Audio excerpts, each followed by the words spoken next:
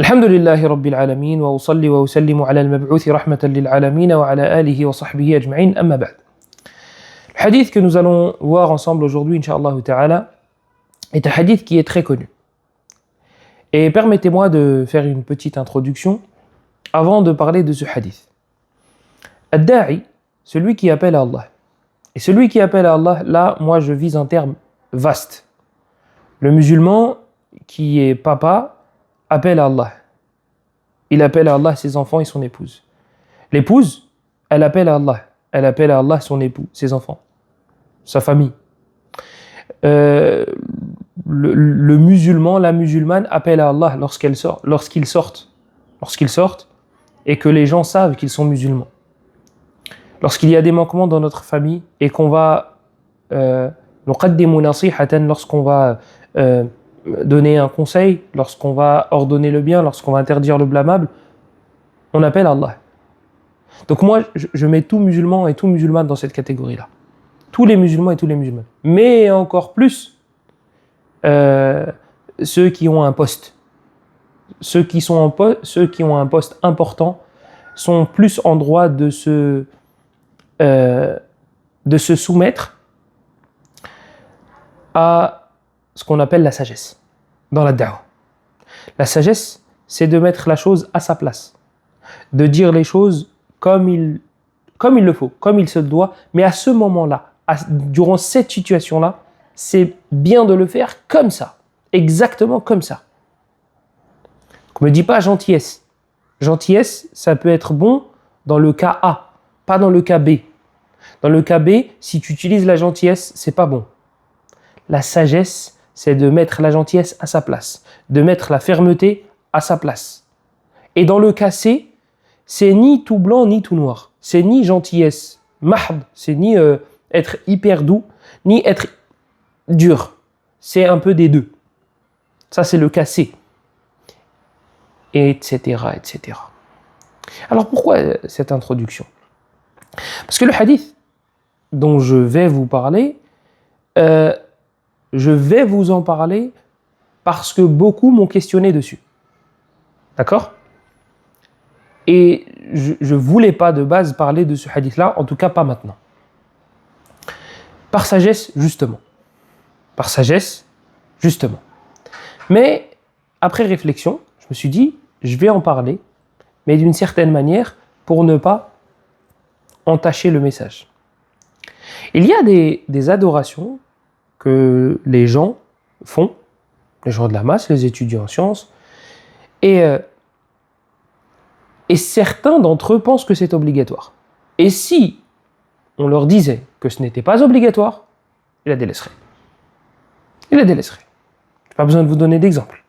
Ce serait contre-productif de donner un exemple à ce moment, justement, à ce moment précis.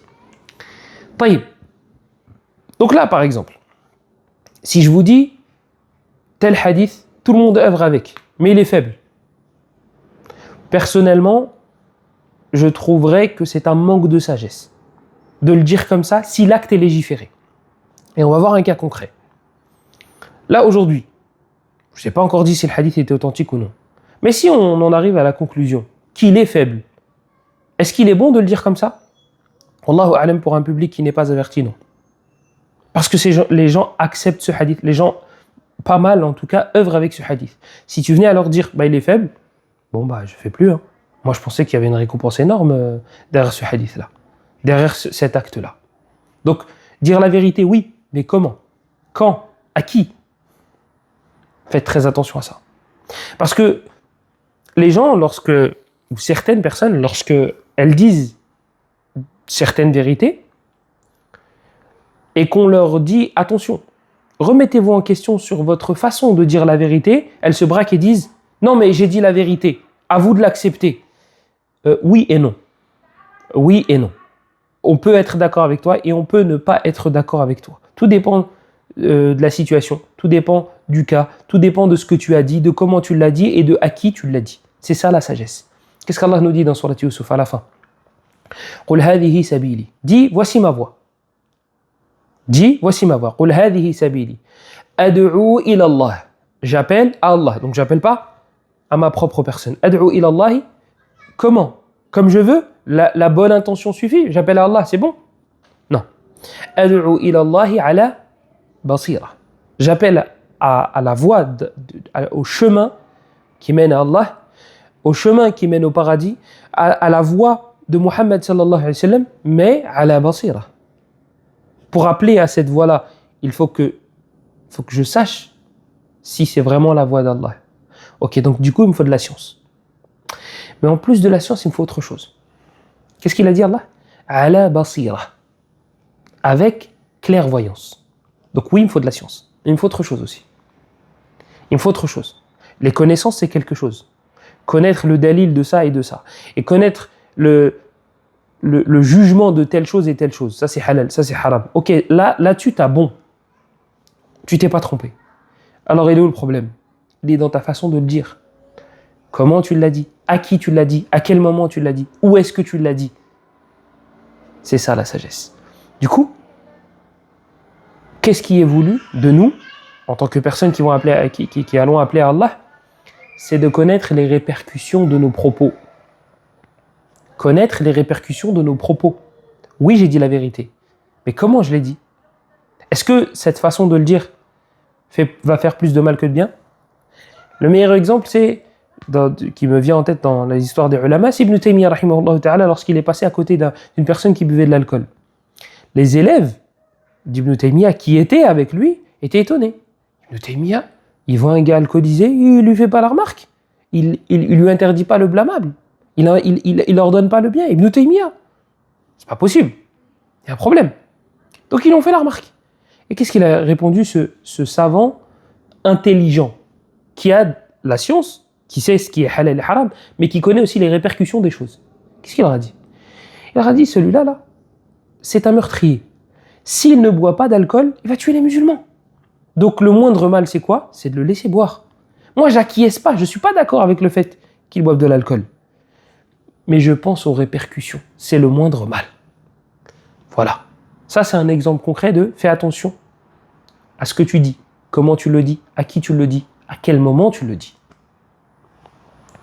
Taïb. Le hadith du prophète sallallahu alayhi wa sallam que je pense vous connaissez tous. Celui qui fait salat al-fajr en groupe, puis qui s'assoit là où il a prié et qui évoque Allah jusqu'à ce que le soleil se lève. Il aura la récompense d'un hajj et d'une umrah tamma, complète. Ou complet, parce qu'un hajj. Est-ce que ce hadith est authentique ou non? Regarde, on va analyser ensemble, Inch'Allah, plutôt que de dire oui ou non directement. Il y a un hadith qui est très peu connu et qui, lui, pour te résumer l'affaire, est authentique. Il a été rapporté par Abu Darda, il a été rapporté par Uqbat ibn Amir, il a été rapporté par Nu'aym. Ça, c'est les compagnons qui rapportent ce hadith-là. Il est dans le Musnad de l'imam Ahmed, il est dans Sunan al-Tirmidhi et chez d'autres. Et ce hadith-là est authentique pour te résumer l'affaire. C'est un hadith ilahi, c'est un hadith dans lequel Allah subhanahu wa ta'ala parle. Donc le prophète sallallahu alayhi wa sallam le rapporte d'Allah subhanahu wa ta'ala.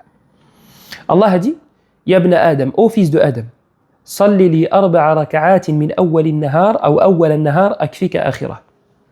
Ô fils de Adam, prie pour moi 4 unités en début de journée et je te suffirai jusqu'à la fin de celle-ci, yani de cette journée. Ce hadith-là est authentique. Là, on se met d'accord. Akfika akhirah, je te suffirai jusqu'à la fin de la journée, je te suffirai contre tous les maux. Je te suffirai contre tous les maux. Ça, c'est un hadith qui doit être mis en avant pour ceux qui ont des problèmes avec le monde occulte, et on en a tous. Que ce soit... En fait, ça va juste dépendre du degré. Mais les gars, ils veulent notre peau. Hein. Faut que vous le sachiez. Possédés ou pas, sorcellerie ou pas, ils veulent notre peau, hein, ceux-là. Ceux-là, les démons. Le démon, c'est juré de nous égarer. Donc, c'est pas qu'une histoire de possession ou de sorcellerie. Bon, bah, moi, je suis pas possédé, c'est bon, je ressens rien quand j'écoute du Coran, pas de frisson, pas de... Ils veulent ta peau. Ils veulent ta peau. Ils veulent ton dîn. Ils veulent te détourner du droit chemin.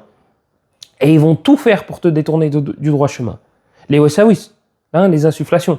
Pas besoin d'être possédé pour les ressentir. Ça, c'est tous les enfants de Adam, excepté notre prophète, sallallahu alayhi wa sallam. Donc, on a besoin de ce hifz.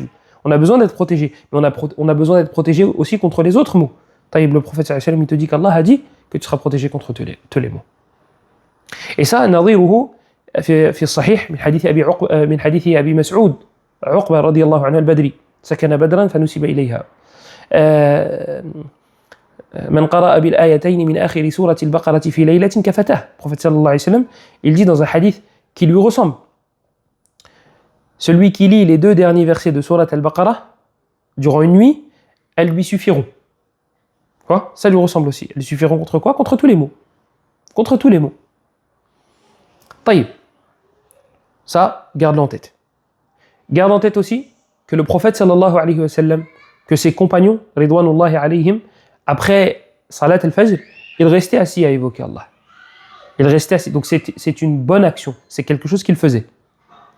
Garde en tête le mérite de l'évocation d'Allah subhanahu wa ta'ala, les nombreux mérites du fait d'évoquer Allah subhanahu wa ta'ala, et que c'est extrêmement lourd dans la balance, et ça on en a parlé maintes et maintes fois. Inch'Allah ta'ala, pour celui qui veut plus de détails, il y retourne. Maintenant le hadith dont tout le monde parle. Le hadith, il est dans Amthal al-Turuq ma ja'a fi Sunan at-Tirmidhi. Nous, toujours, quand on va analyser un hadith, on va chercher Amthal al-Turuq. Amthal al-Turuq. Amthal al-Turuq, c'est le chemin le plus propre. En d'autres termes, la chaîne de transmission la moins critiquable, la moins faible, celle qui pose le moins de problèmes, la plus authentique.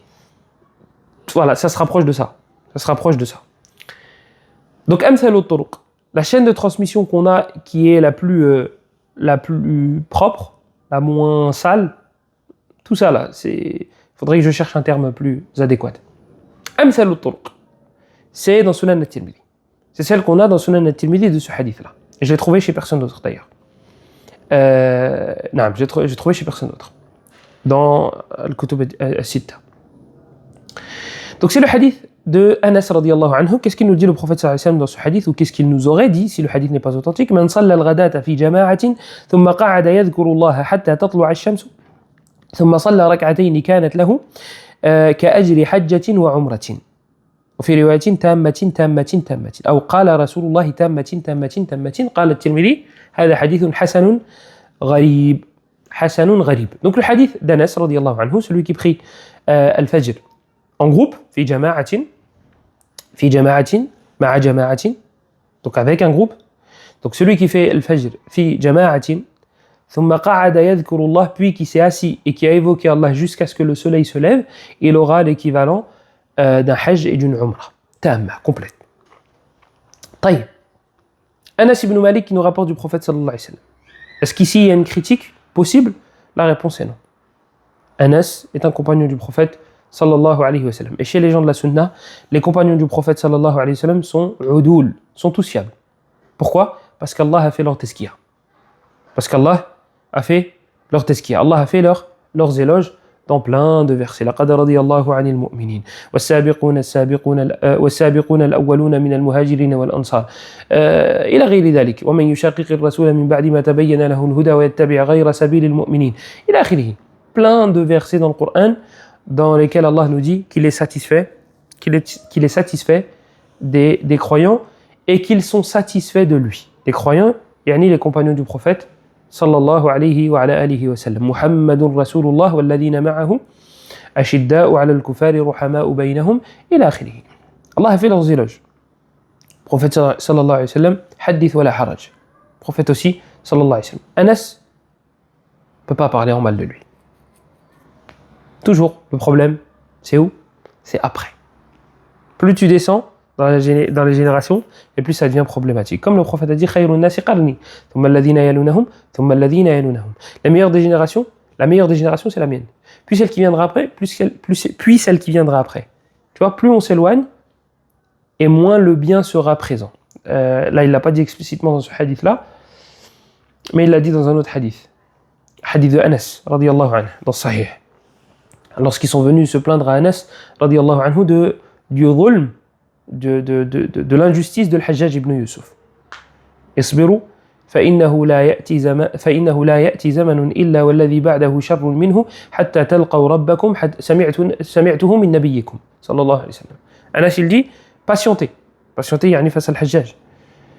فإنه لا يأتي زمن إلا والذي بعده شر منه. Car il n'y a pas une époque qui vient sans que celle d'après sera pire que la précédente. حتى تلقوا ربكم, jusqu'à ce que vous rencontriez votre Seigneur. سمعته من نبيكم, je l'ai entendu de votre prophète sallallahu alayhi wa alihi wa sallam. Du coup, c'est les générations d'après le problème. Qui rapporte d'Anas? Qui rapporte ce hadith d'Anas? Est-ce que le problème est ici? Celui qui rapporte d'Anas, c'est un homme qu'on appelle Abu Dhilal. C'est un homme, non, Abu Dhilal. Abu Dhilal, c'est une kunya. Qui est cet homme-là? Eh bien, Tirmidhi nous dit que le Bukhari nous a donné son nom. C'est Hilal. Il s'appelle Hilal. Abu Dhilal, Hilal ibn Abi Hilal. Al-Qasmali. Al-A'ma.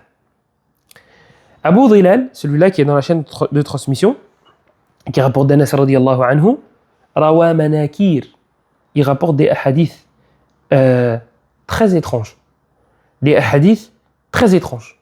Et là, étrange, ce n'est pas positif. C'est très péjoratif. Les hadiths étranges, les ulama me rapportent des hadiths, lui vient avec un hadith, eux ils ne le connaissent pas. Comment eux, là, les numéros 10, ils ne les connaissent pas, et toi tu viens et tu dis, moi je connais un hadith. Là, il y a un problème. Anas ibn Malik, il a plusieurs élèves. Il a des sommités dans ses élèves. Il a des élèves qui sont restés collés à lui. Qatada ibn Di'ama, celui qui rapporte le plus de Anas. Après lui, vous avez celui qui rapporte le plus de Anas. Vous avez Thabit al-Bunani. Thabit al-Bunani, celui qui rapporte le plus d'Anas, en deuxième. Le numéro 3, c'est Humayd, ibn Abi Humayd al-Tawil. Ces trois-là, ça c'est le top 3 des élèves d'Anas ibn Malik. À quoi ça va me servir ça? C'est simple. Tu viens, tu me dis, hey, Elias, j'ai entendu un hadith d'Anas ibn Malik, radiyallahu anhu. J'étais dans son assise et il nous a rapporté un hadith. Taïb. Toi là, qui viens me voir et qui me dit ça, et qui a entendu le hadith d'Anas ibn Malik, ta mémoire, elle est, allez, on va dire 11-12 sur 20. T'es plutôt pas mal. T'es pas nul, t'es pas un 17-19, mais t'as 12 sur 20. Donc en général, on va accepter tes infos. Taïb, tu viens me voir et tu me dis, Elias, j'étais au cours d'Anas et j'ai entendu un hadith d'Anas ibn Malik. Ah ouais, c'est quoi? C'est ce hadith-là, par exemple. Si je veux vérifier ta véracité, je n'ai jamais relevé un mensonge te concernant. T'es pas un menteur, en temps normal. Ta mémoire 12 sur 20. Mais moi, je veux vérifier, parce que là, tu me dis le prophète a dit. Tu me dis Anas a dit, le prophète a dit. Ah, c'est gros. Moi, j'ai une responsabilité. Moi, demain, je vais dire aux gens, Anas, il a dit que le prophète a dit. Qu'est-ce que je vais faire? Si je suis intelligent, je vais faire la chose suivante. Qui sont les compagnons les plus rapprochés d'Anas? Qui sont les élèves les plus rapprochés d'Anas? On a dit qui en premier? Qatada. Qatada ibn Di'ama. Je vais aller voir Qatada. Je vais dire, il y a Qatada. Ce hadith-là, Anas, il vous l'a rapporté? Non. Taïb, Qatada, il rapporte plein de hadiths d'Anas. C'est lui qui rapporte le plus de hadiths d'Anas. J'ai assisté à ses cours. Il n'a jamais rapporté ce hadith. Bon, peut-être il n'était pas là quand il a rapporté ce hadith. Je vais aller voir le deuxième. On a dit le deuxième, c'est Thabit al-Bunani. Alors Thabit al-Bunani, je vais assister à ses cours. Et à chaque fois, il va me dire, Anas, il a dit, le prophète, il a dit. J'ai entendu Anas dire que le prophète a dit. Ce hadith-là, tu le rapportes ou pas? Je ne le rapporte pas. Oh, c'est bizarre. Les élèves les plus rapprochés d'Anas ne rapportent pas ce hadith-là. Bon, je vais aller voir le troisième. On a dit, c'est qui le troisième? Humayd. Tawil, Humayd ibn Abi Humayd al-Tawil. Je vais aller voir Humayd. Je vais écouter ses cours. Il me rapporte d'Anas que le prophète a dit. Il me rapporte plein de hadiths. Il ne me rapporte pas celui-là. Ça y est. Là, c'est problématique. Comment ces trois élèves principaux ne rapportent pas ce hadith-là? Toi, tu es un 12 sur 20 de base. De base. Tu n'es pas quelqu'un qui était collé à Anas ibn Malik. Tu me rapportes un hadith que ces élèves les plus rapprochés ne me rapportent pas. Là, ça va me poser problème. Taïeb. Ça, c'est si il a 12 sur 20 hada. Mais si celui-là, la même personne, si on lui mettait 7 sur 20, ou 6 sur 20, ou 5 sur 20, Qu'est-ce que vous penseriez de cette information-là? Eh bien, c'est exactement ce qui s'est passé pour ce hadith. C'est que celui-là, là, Abu Dhilal, il n'a pas 12 sur 20. Il n'a pas 10 sur 20. Il est bien en dessous. Il est bien en dessous. Les ulama du hadith l'ont rendu faible. Les ulama du hadith l'ont rendu faible, excepté Ibn Hibban. C'est le seul que j'ai trouvé qui l'a rendu fiable. Mais les grands nuqad de l'époque ne l'ont pas rendu fiable. Ne l'ont pas rendu fiable. Abu Hatim et Al-Bukhari et d'autres ne l'ont pas rendu fiable, ce rapporteur-là. Pas faible, hein. Ils l'ont rendu faible. Ils ne l'ont pas rendu fiable. Donc ils l'ont rendu faible. Abu Dhilal. Taïb, ça veut dire qu'Abu Dhilal, non seulement il m'a rapporté un hadith tafarrada bih, c'est le seul à me le rapporter des compagnons d'Anas, premièrement, et deuxièmement, il est faible. Nous, on a dit, même si ça avait été un 12 sur 20, on ne l'aurait pas accepté. Que dire d'un 6 sur 20? Que dire d'un 5 sur 20? On ne peut pas l'accepter. On ne peut pas l'accepter. Donc ça, c'est Abu Dhilal. Abu Dhilal, comme je l'ai dit, An-Nasa'i l'a rendu faible. Lui, on ne l'avait pas cité. Abu Hatim Na'am, on l'a cité. Al-Dhahabi, il ضعفوه سوى ابن حبان. Ah bah voilà, il l'a confirmé. Ça confirme ce que je vous ai dit précédemment. Il dit personne ne l'a authentifié à part Ibn Hibban. À part Ibn Hibban. Ibn Hibban, est-ce que c'était un mutasahil, est-ce qu'il était laxiste ou non? Ça a besoin de détails. C'est pas oui, point. C'est pas non, point. Ça a besoin de détails. Ça dépend. Ça dépend. Oui, pour l'instant, on va pas rentrer dans les détails. Et quelque chose aussi qui peut attirer ton attention concernant ce hadith-là. C'est que Tirmidhi, rahimahullah, après l'avoir rapporté, il nous dit Hassan Gharib. Il nous dit il est Hassan. Khalas, c'est bon, il est Hassan. Non, il n'a pas dit Hassan, il a dit Hassan Gharib. Il a dit Hassan Gharib. Gharib, c'est étranger. Donc est-ce que Tirmidhi l'a authentifié? Non. Non, Tirmidhi ne l'a pas authentifié. Tirmidhi ne l'a pas authentifié. Et je connais personne qui l'a authentifié dans les premières générations. Et Tirmidhi rentre dedans. Tirmidhi ne l'a pas authentifié. Hassan Gharib, ça ne veut pas dire qu'il l'a authentifié. S'il avait dit Hassan, on aurait pu discuter. Mais il n'a pas dit Hassan. Il a dit Hassan Gharib. Ce n'est pas une authentification de sa part. Et ça, Inch'Allah, on aura l'occasion de plus le détailler, puisqu'on a d'autres points à voir. Et j'aimerais ne pas trop tarder, parce que l'ilal, comme je vous ai dit plusieurs fois, c'est quelque chose d'assez difficile, qui demande une certaine rigueur. Je ne veux pas faire de trop longues vidéos sur ces sujets-là. Est-ce que ce hadith-là a d'autres chaînes de transmission? Et donc, logiquement, on pourrait assembler ces différentes chaînes de transmission, les réunir et faire un hadith hasan li ghayrihi ou bien sahih li ghayrihi. L'authentifier avec majmou' at-turuq. On réunit les différentes chaînes de transmission et on en fait quelque chose d'acceptable. Oui, c'est vrai, c'est faible, mais il y a une deuxième chaîne de transmission faible, une troisième, une quatrième. On rassemble, ça fait un truc acceptable. Alors oui, ce hadith-là a plusieurs chaînes de transmission. Il a été rapporté par At-Tabarani, et il a été rapporté par Ibn Hibban, et par d'autres. Mais en fait, ce qu'il faut savoir, c'est, oui, on peut, faire un assemblage, parfois, mais parfois non. En fait, les ulama, ils vont regarder quel est le degré de faiblesse. Si on voit ici un 5 sur 20, juste après, dans une autre chaîne de transmission, on voit un 6 sur 20. Après, une troisième chaîne de transmission, on voit un 4 sur 20. Et tu viens et tu me dis, on assemble les trois chaînes de transmission et ça nous fait un hadith acceptable. Non, mon ami. Un 6 sur 20, 4 sur 20, 5 sur 20, ça fait pas un truc bon. C'est trop médiocre. C'est trop bas. Bien sûr qu'on va regarder d'autres éléments dans Sharia. Est-ce que ça contredit les autres textes, etc., etc. Mais là, le problème est déjà là, au premier point. C'est, tu veux assembler, oui, mais à tout prix? À tout prix? Tu veux absolument l'authentifier, le hadith? Et puis, comme je l'ai dit, si aucun parmi les premiers n'a authentifié ce hadith-là, normalement, c'est suffisant. Parce que les plus compétents, c'était les premiers. Bukhari, Ahmed, Tirmidhi, Nasa'i, Abu Daoud, Shu'bah, Yahya ibn Ma'in, Ali ibn al-Madini, Abdurrahman ibn Mahdi. C'est eux les grands mémorisateurs, les huffaz, les nuqad. Si c'est vrai, si aucun n'a authentifié ce hadith-là, il y a un problème. Il y a un très gros problème. Normalement, là, ça devrait nous suffire.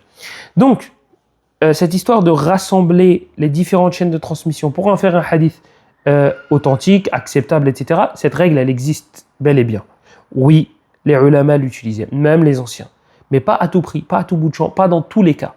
Comme je vous ai dit, 4 sur 20, 5 sur 20, 6 sur 20, tu me rassembles les trois et tu me dis, ah mais en vrai, tu as vu, il a 3 chaînes de transmission différentes. En plus, là, c'est hadith d'Anas. Il a été rapporté ce même hadith-là selon Aïcha. Et il a été rapporté aussi, il me semble, selon Abdullah ibn Omar. Oui, mais là, il y a un majhoul. Là, il est faible, là, il est faible. Là, tu m'assembles tout ça, ça fait faible, plus faible, plus faible.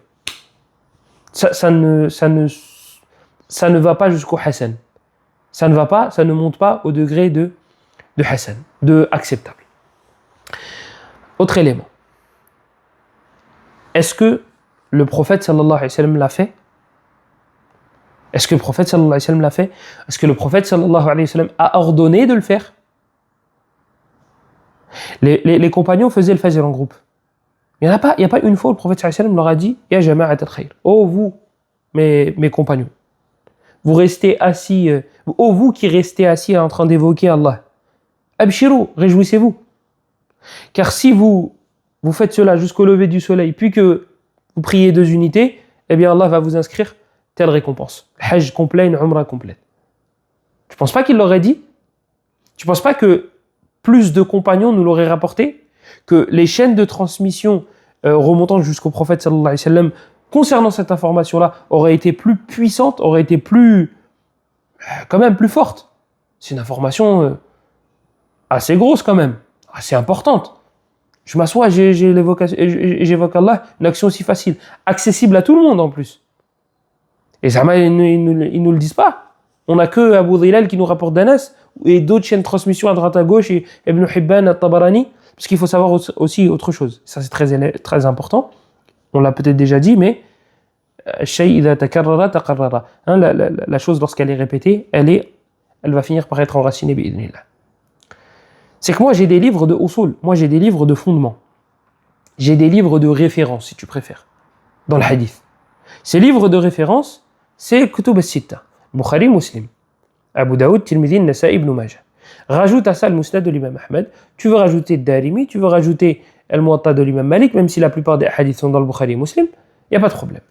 Donc ça nous fait 9 livres. Ces 9-là.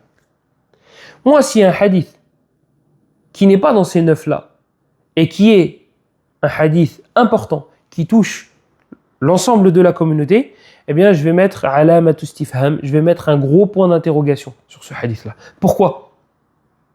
Pourquoi? Parce que ces livres-là résument la sunna du prophète sallallahu alayhi wa sallam. At-Tabarani, qui nous a écrit des Mu'jam al-Kabir, al-Awsat al-Kabir, il m'a pas écrit son livre pour me dire tiens, je te rapporte des hadiths authentiques, ceux-là ils les ont pas rapportés. C'est pas l'objectif de ces livres. C'est pas l'objectif. Il y a qu'à lire la Muqaddima. Il y a qu'à lire la Muqaddima. Nous, on va mettre un gros point d'interrogation lorsqu'on va voir un hadith qui est chez Tabarani et qui n'est pas dans le Bukhari Muslim et Sunan et le Musnad. On va mettre un gros point d'interrogation. Taïb, ce hadith-là, il est chez qui? Tirmidhi.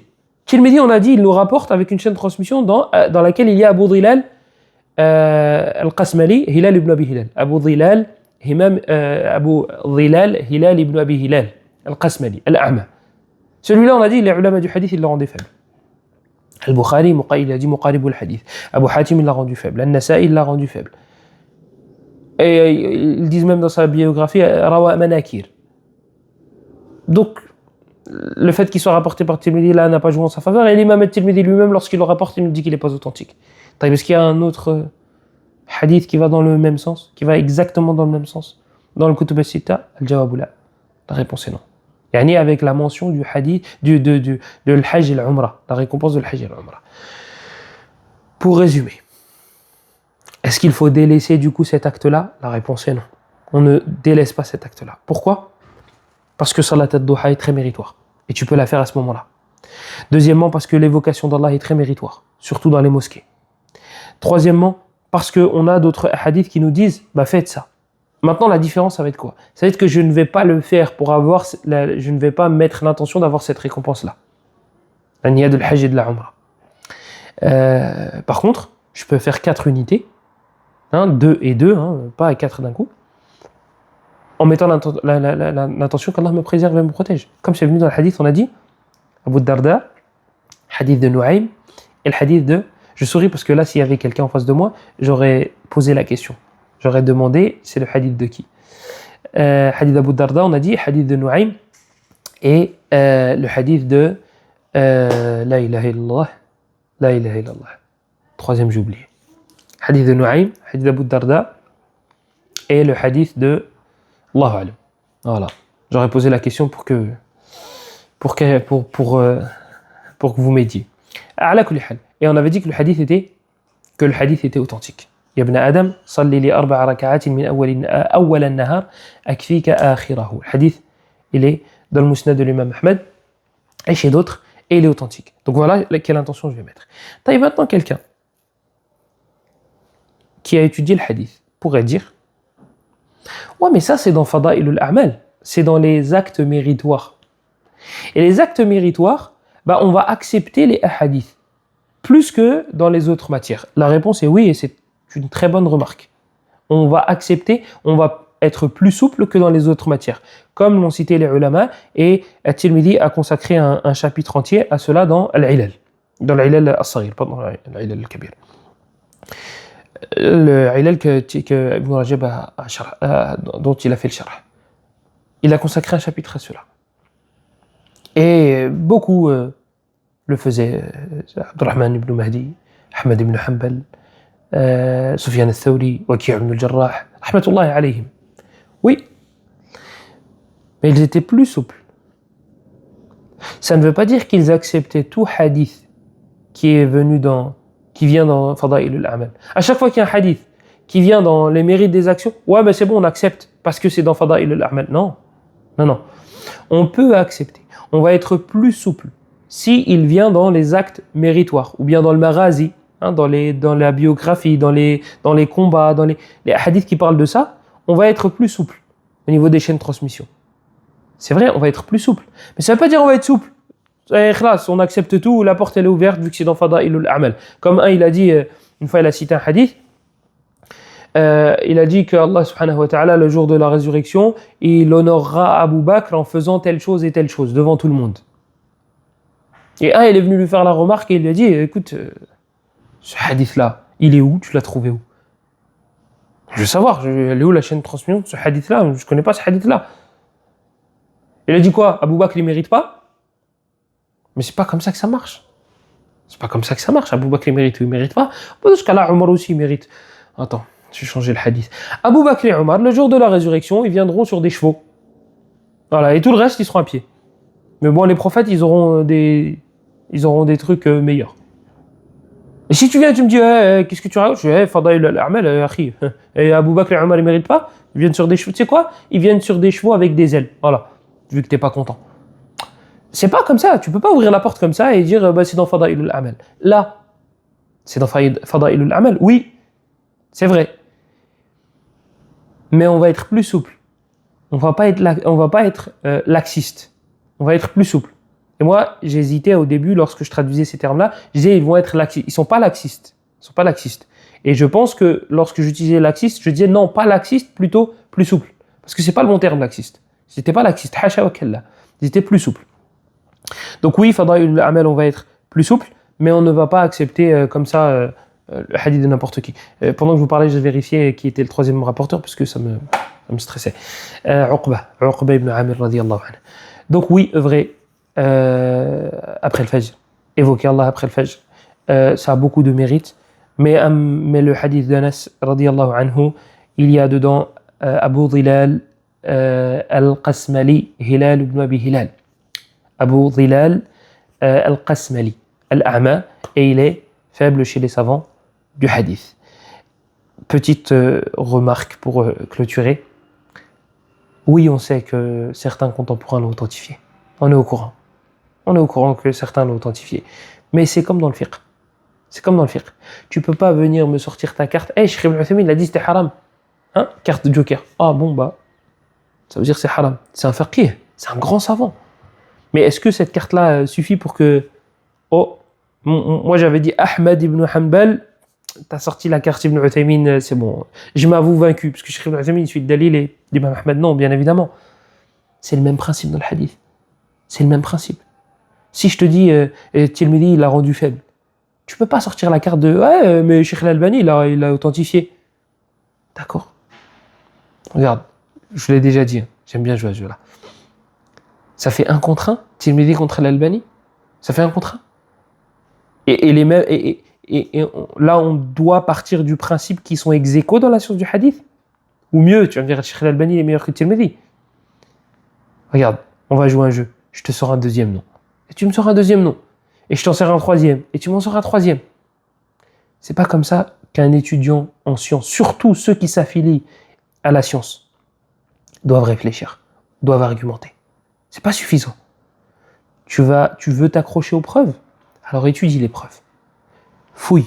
Pourquoi lui il a dit ça et pourquoi lui il a dit ça. Si tu n'as pas les capacités, alors tu suis un savant en qui tu as confiance. Si tu as l'habitude de suivre Cheikh Al-Albani dans sa façon d'authentifier, dans sa façon de rendre faible, alors suis-le. Mais attention, ne fais pas de reproches à ceux qui ne sont pas de ton avis.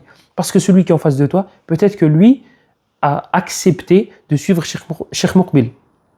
Et pareil que toi, lui, il n'a pas de connaissance là-dedans. Il n'a pas de connaissance. Mais il te dit, moi j'ai confiance en Cheikh Moukbil plus qu'en Cheikh Al-Albani. Et toi tu dis, non, moi j'ai plus confiance. Ok, il n'y a pas de problème. Mais vous savez, il est où le problème?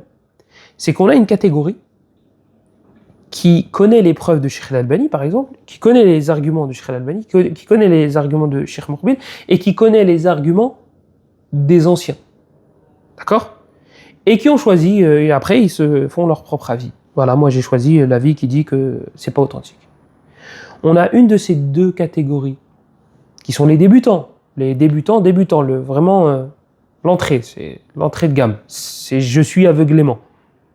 Qui viennent faire des reproches à l'élite. À l'élite. On a des grands savants de hadith à notre époque, aujourd'hui, qui sont encore vivants.